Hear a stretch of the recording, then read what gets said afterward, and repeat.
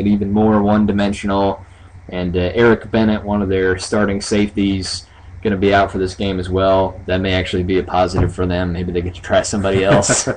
Anyways, as far as I'm concerned, this game a must-win for Auburn.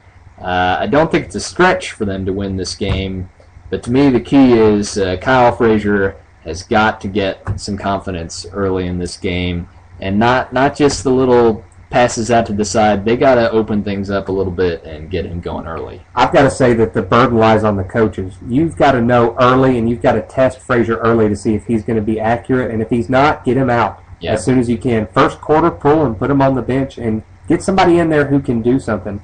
You've got to do something on offense against Arkansas, because even if you come out with a good defensive performance, you're still going to have to score more than 17 to win, I think. Right. So got to get something going early. I'm going to take Auburn in this one, 31-14. David, what do you think? Yeah, I like Auburn in this one. I'm thinking 34-17. And then they're a 10.5-point favorite. I think they cover pretty easily on that. All right. So we'll see how that one goes. Let's talk about some other SEC action coming up this week. We'll start with Vandy at Missouri. Is this the game Vandy finally turns it around? Oh, you're not tricking me this week. I am never, ever, ever picking Vandy ever again. So, no. I think Missouri takes it to them and takes it to them hard. I think Missouri gets it rolling early and keeps up with that fast-paced offense. Vandy, while they've got a pretty good defense, they hit pretty hard. I don't think they've got the speed to match up with the receivers. I think Mizzou wins this one pretty handily. Yeah, Vandy is not who we thought they were, no. I guess. Missouri has struggled a little bit the past couple weeks. They had to travel to UCF to play last week, which does not make any sense. Somebody needs to tell these new SEC teams we don't do that, except for Mississippi State. They do that. Mississippi State does that, but that's just because they're Mississippi State. Yeah. Now, you're an SEC team. We don't travel. No. You make people come to you. I don't understand what's going on there. They struggled a little bit in that one. Maybe a result of having so many tough games in a row. I don't know. UCF had high expectations coming into the year before they had the ban, so UCF is a good team. Yeah, they're not bad. Nothing wrong with that. But Missouri, I think they get things definitely back on the right track this week with that one. Mississippi State traveling to Kentucky. Do you see any type of redemption for Kentucky here? No, not at all. I think Kentucky probably had their best performance in the first 3 quarters against South Carolina. That's probably all they can give. I think Kentucky's pretty much done after that. Mississippi State will have their way with them. I don't think it'll be a hard time for them at all. Yeah, for Kentucky, the woes, they make Auburn's offense look good. They do. Kentucky's offense it's dismal. I mean, I looked at the stats for their last game against South Carolina, and I think they put up 115 total yards of offense. It wasn't a lot. It's disgusting. So yeah, Kentucky. Like we say every week, Midnight Madness basketball coming up. But so, by the way, Joker Phillips still around? Still around. You're right. But, just because Bobby Petrino has already signed a secret deal with them, so they're not in any hurry. Nope. Bobby Petrino, he would do something like that. Bobby Petrino, he would do that. He won't come back for another 2 years till he can get a big. You are wrong. He will be coaching at Kentucky next year. Mark my words. Get ready. Get that bad call. Yes. Queued up. We will put that on the paper to remember that one. Definitely Mississippi State going to win that one. Let's get back to some of the Pick 10 games here in the SEC. Auburn, Arkansas, of course, at the top of your Pick 10. This next game, right there behind it, Texas A&M at Ole Miss. Does this continue our consecutive streak of Ole Miss in the Pick 10? Did we take some weeks off there? I think we took last week off. Okay. Alabama, Ole Miss wasn't in there. Yeah, maybe it should have been. I don't know. But they're back this week. What do you think on this one? Well, Ole Miss is already going to be ahead because they won't be wearing those grays, but I don't think they have a chance. This one will get out of hand early. Texas A&M's quarterback and their offense will just roll right through that pretty weak defense, and I don't think they do a whole lot on offense. The spread's 11.5. Texas A&M covers by 20 at least. Yeah, I think this is kind of one of those perfect storm games for Ole Miss. Coming off of somewhat of a letdown, you're real fired up playing against the number 1 team in the country. You have some success, but can't get it done. And when you add to that fact that Texas A&M confidence is just getting bigger and bigger as each week goes on, Johnny Manziel is getting more confidence. Ole Miss's defense gave up 66 to a Texas team that doesn't have that great of an offense. So I'm interested to see what Texas A&M can do against them. We'll see. I think Texas A&M wins big there. And now we get into the two really marquee SEC games this week, leading off a slate of just overall excellent matchups this week. Really, really good college football weekend. This week's Pick 10 was probably the hardest that we've ever had, and it's going to be tough to top it in weeks to come. This is what I'm liking to call Separation Saturday. There you go. In the Pick 10, which for me, not really a big deal because I'm already at the bottom, so all I can do is further separate myself into the bottom. Well, I'm going to call this Separation Saturday because last week we had all of the same picks, and I'm trying to separate as far away from you as I can. Yes, I believe we'll have some differences this week. Maybe starting with this next game we're talking about here, LSU at Florida. LSU's looked pretty lackluster the past couple weeks.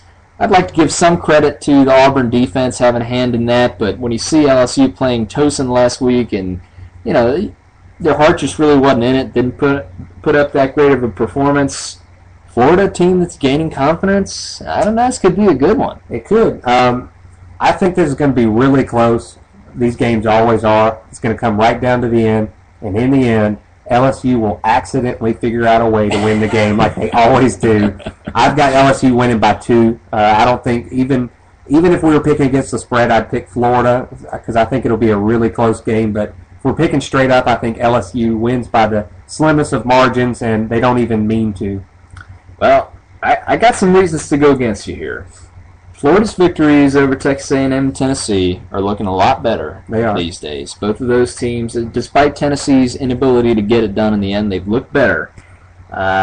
Florida has a great stadium atmosphere there at the Swamp. We saw LSU struggle with the night game at Jordan-Hare. They'll be dealing with the same thing at the Swamp there. But for Florida, it really all hinges on the running game. If they can get Mike Gillislee going against that LSU defense, which is no easy task, I think they have a chance to win this game, take some of that defensive pressure off of Jeff Driscoll. See, I think Jeff Driscoll is the key to the game because once you get the running game going, the play action off of that is going to be pretty deadly because Driscoll's got the arm. He can also run the ball. So he's a dual threat on the edge. It could be an interesting game. So does this mean that you're not a Florida hater anymore? Because you've been going against Florida in the last 3 or 4 weeks. I think we talked about that one week. I haven't really been on the Florida bandwagon, but actually, I think you called Florida, when we were looking at the top 25, you said Florida was not for real. They're not for real, but neither is LSU. That's a good point. So, and actually, before the season started, I predicted Florida to win this game. You did. You're sticking to your guns. So I'm going to stick to that. I think Florida's defense will have some success against Mettenberger, who has shown himself to be a pretty average quarterback so far. I think they can get in there, rattle him up a little bit. I'm going to take Florida at home here. Okay, good pick. So we're different on that. I'm happy. Yeah, all right. One of us is going down in flames. Hopefully not me for once. The other really big game here in the SEC East may kind of determine your SEC East leader, although Florida might still have something to say about that. Georgia going to South Carolina, 5-6, excited game day. This is a pretty big one. A lot of people have circled this on their calendar as being the SEC East championship game right here, and I agree with them. What do you think about the two teams? Well, I have gotten a little bit higher on Georgia the past couple weeks, especially after they found their running game. Todd Gurley, Keith Marshall, more than filling in for the hole that Isaiah Crowell made with his gun-related stupidity. Having that run game to go along with Aaron Murray makes him a very dangerous combination. But what you saw last week against Tennessee was really some questions on the defense. That's right. They did look iffy, and it was because I think when you put in 2 big stars who haven't played all year, it's tough for a defense to mesh. They've had a week, though, to kind of get that together, so they could be a lot stronger on defense this week. I think you'll see a better game out of them. Yeah, I definitely think Georgia's defense is going to show up for this one. There's been a lot of talk about Connor Shaw, South Carolina's quarterback, and all the consecutive completions and efficiency that he's had. But if you look at his numbers, it hasn't really been large production-wise, like in terms of total yardage and touchdowns. I'm still not really that impressed with Connor Shaw yet. I think Aaron Murray is far and away a better quarterback. And you have Lattimore if you're South Carolina, but I don't know. I just got a feeling on this one. I just want to pick Georgia so bad. So I think I'm going to do it. Okay, well, I'm going to go with Spurrier, who's always been a big game coach and has really excelled at South Carolina at home. It's really in the away games where they struggle. I think he gets his guys up. I think they're ready to play this game, and I picked him to win the East at the beginning of the year. I'm going to stick to that. So I've got South Carolina. The spread's 2.5. I think they'll cover pretty handily. I think they win by. It gets away from Georgia. I think they win by 10. See, I know this is probably a dumb pick taking Georgia here because this is exactly the kind of game that Mark Richt has made a career of losing. Right. But, something just feels different this year. Well, we'll see. I don't know. We'll see if I'm wrong. We got more Pick 10 games, great Pick 10 games to talk about on the other side of the break here. So stick around on Outputting Our Coverage. We will be right back. We're back, don't know what we're talking about. We're back, don't know what we're talking about. We're back, don't know what we're talking about. We're back, don't know what we're talking about. We're back, here we go, no more commercials. Here we go, always talking stuff. We're back, don't know what we're talking about, but we're back. Time for the show. Yeah, we're back, just as we promised. Lots of Pick 10 action to talk about this week, but first, let's recap what happened last week. Had a big week last week out of Larry Baker, who went from the bottom all the way to a 9-1 week. It's an Oakland Athletics story. It is. It's amazing. That launched him ahead of you by 3 games, and he's only a game behind me. I've slipped back to 9th. We had a lot of people at 9-1. I think we had 5 people at 9-1. Had a good group at 8-2.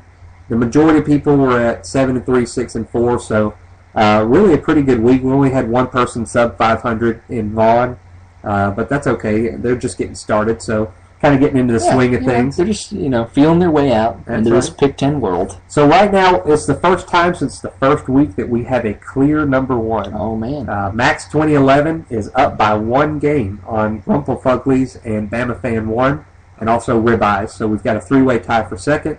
We have a 2-way tie for 5th in Perkins and Garrett. And we've got Swamp Thing and Nick Bacher in 7th. Charm City, Albernite, and myself are in 9th. We've got Larry Baker jumped up to 11th with Drooby Snacks. Andy, you are 15th right now. So the only person that you are ahead of is somebody who started last week and somebody who started 2 weeks before that. I got a good feeling. Things are going to turn around. All right. It's, I'm not in an Arkansas situation yet. I'm still in the Auburn situation. The season could still turn around for me. You can still throw a couple Hail Marys and you'll be okay. Yes, but, I could be in an Arkansas situation after this week. I may have to fire my picker after this week. That's true. Who's your picker? It's me. That's the problem. So. All right, with that said, let's get into some of this week's games. Let's just start it off. Northwestern, Penn State. Penn State surprised me a little bit so far. I thought they were going to be a little bit worse than they have been. Lost to Ohio to open the season up. Ohio has proved themselves to be one of the best mid-major teams this year. They are. So maybe that one's not looking so bad. Northwestern has surprised me as well. They're ranked undefeated at this point. What are your thoughts here? Well, we talked about Northwestern at the beginning of the year when they played their first game, talking about a program that always kind of is hanging around and maybe on the trend up. It looks like they're definitely that way with a 5-0 season starting out. Penn State has surprised me. When they went 0-2 and people started leaving, I thought the wheels would come off, but they've come back pretty well.